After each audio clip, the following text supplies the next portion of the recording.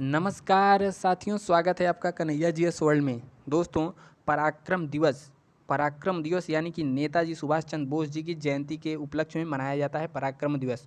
तो इस वीडियो में हम लोग नेताजी सुभाष चंद्र बोस के जीवन परिचय यानी कि इनके बैकग्राउंड, इनके बारे में जानेंगे और पराक्रम दिवस का क्या इतिहास है, कब से मनाया जाता है और क्यों मनाया जाता है, इन सब के बारे में फुल डिटेल से जानने वाले हैं।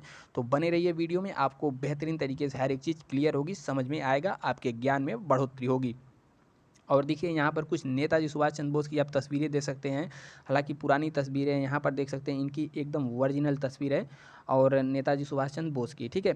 और यहाँ पर क्या लिखा है, मेरे पास एक लक्ष्य है। क्या है, मेरे पास एक लक्ष्य है जिसे मुझे हर हाल में पूरा करना है। मेरा जन्म उसी के लिए हुआ है, मुझे नैतिक विचारों की धारा में नहीं बहना है। किसका कथन है?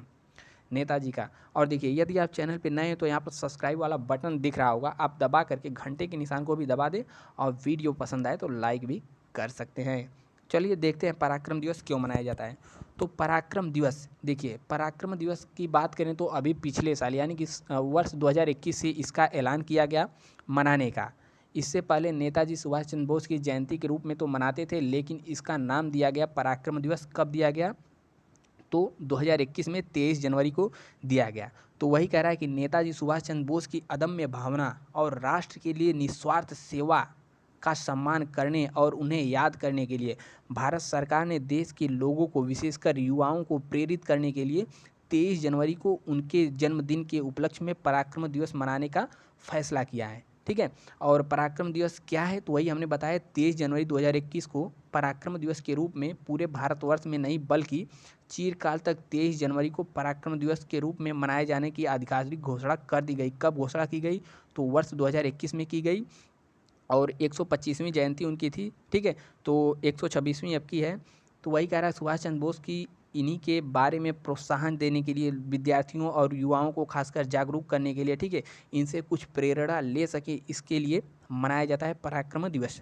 अब देखिए इनके बारे में कुछ जानते हैं। तो सुभाष चंद्र बोस जी का जन्म जो है 23 जनवरी 1897 में हुआ था। कहाँ पर हुआ था? तो उड़ीसा के कटक में हुआ था।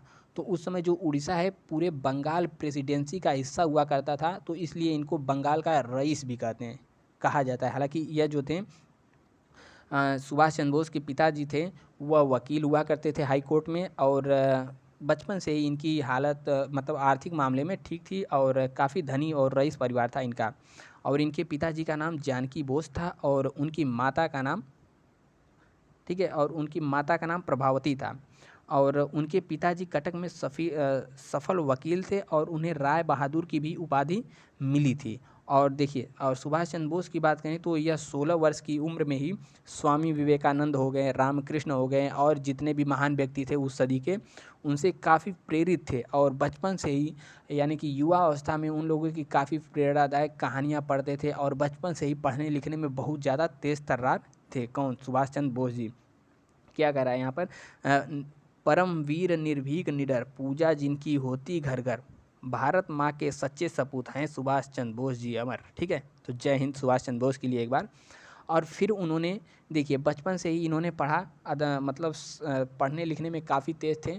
तो इनके पिताजी ने इनको सोचा कि इनको क्यों ना हम सबसे बड़ी पोस्ट पर बैठाएं, यानी कि उस समय का, इस समय का जैसे आईएएस है, उस समय आईसीएस होता हुआ करता था। तो इनके पिताजी का सपना था कि हमारा पुत्र जो है कि आईसीएस यानी कि भारतीय प्रशासनिक सेवा में शामिल हो। तो इनके पिताजी ने इन्हें पढ़ने के लिए भेज दिया ब्रिटेन, यानी कि लंदन भेज दिया। तो लंदन गए, वहाँ के कैम्ब्रिज यूनिवर्सिटी में उन्होंने पढ़ा ओढ़ा और ठीक है 1920 ईस्वी में सिविल सेवा की परीक्षा पास की। और आपको बता दें कि सिविल सेवा की परीक्षा में यह फोर्थ, ठीक है, इनका पूरे वर्ल्ड में क्या मतलब इंग्लैंड में पूरे चौथे स्थान पर आए थे सुभाष चंद्र बोस। तो आप समझ सकते हैं कि इनकी आईक्यू लेवल, इनका बुद्धि कितना तेज रहा होगा। और 1921 ईस्वी में राष्ट्रवादी उथल पुथल की सुनवाई के बाद उन्होंने उम्मीदवारी मतलब उन्होंने जो है आईसीएस की पद से इस्तीफा दे दिया कि लो भैया अंग्रेज, आपकी नौकरी वोकरी हम नहीं करेंगे, आप अपना नौकरी पकड़िए। सोचिए 1920 में फोर्थ रैंक लाए और 1921 ईस्वी में इन्होंने इस्तीफा दे दिया और वापस भारत आ गए। अब भारत आने के बाद इनको गांधी जी का साथ मिला। उस समय के महानतम नेताजी थे, गांधी जी थे, और गांधी जी के अलावा गांधी जी थे, ठीक है, और सी आर दास जी थे, यानी कि सी आर दास, चित्तरंजन दास जी को सुभाष चंद्र बोस ने अपना राजनैतिक गुरु भी मान लिया था। इन सब के सहयोग से, मतलब इन सब के आशीर्वाद से, इन सब के साथ में आकर के इन्होंने कांग्रेस को ज्वाइन किया। और कांग्रेस को ज्वाइन करने के बाद यह पूरे देश को सुधारने में, यानी कि अंग्रेज़ों के खिलाफ रणनीति बनाने में, उनको देश से भगाने की योजना बनाने में, इन सब चीज़ में लग गए, कांग्रेस से जुड़ गए। और बता दें यह गर्म दल के थे। कौन से दल के थे? गर्म दल के। और गांधी जी की बात तो गांधी जी नरम दल के थे। और इनको देश की सेवा में कई बार जेल वेल भी जाना पड़ा। 1927 में जेल से, देखिए वही कह रहा है यहाँ पर कि, और 1927 ईस्वी में ये जेल से रिहा हुए, और रिहा होने के बाद कांग्रेस पार्टी के महासचिव बने। और जवाहरलाल नेहरू भी उस समय के महानतम नेता थे, इन्होंने स्वतंत्रता में काम किया। और 1938 ईस्वी में सुभाष चंद्र बोस जी को चुना गया कांग्रेस का अध्यक्ष चुना गया। और उसके बाद सन 1939 ईस्वी में भी इन्हें कांग्रेस का अध्यक्ष चुना गया। लेकिन गांधी जी से कुछ मतभेद होने के कारण इन्होंने कांग्रेस पद से इस्तीफा दे दिया।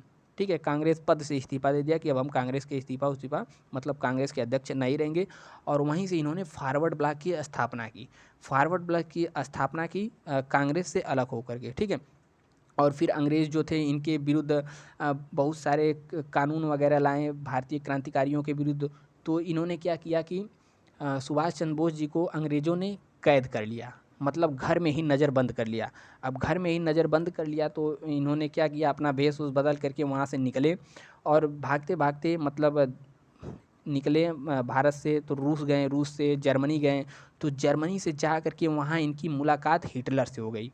हिटलर से हुई तो हिटलर से मिल करके हिटलर ने भारतीय सैनिकों को वहाँ पर कैद कर रखा था। कैद कैसे कर रखा था? क्योंकि उस समय हो रहा था सेकेंड वर्ल्ड वार।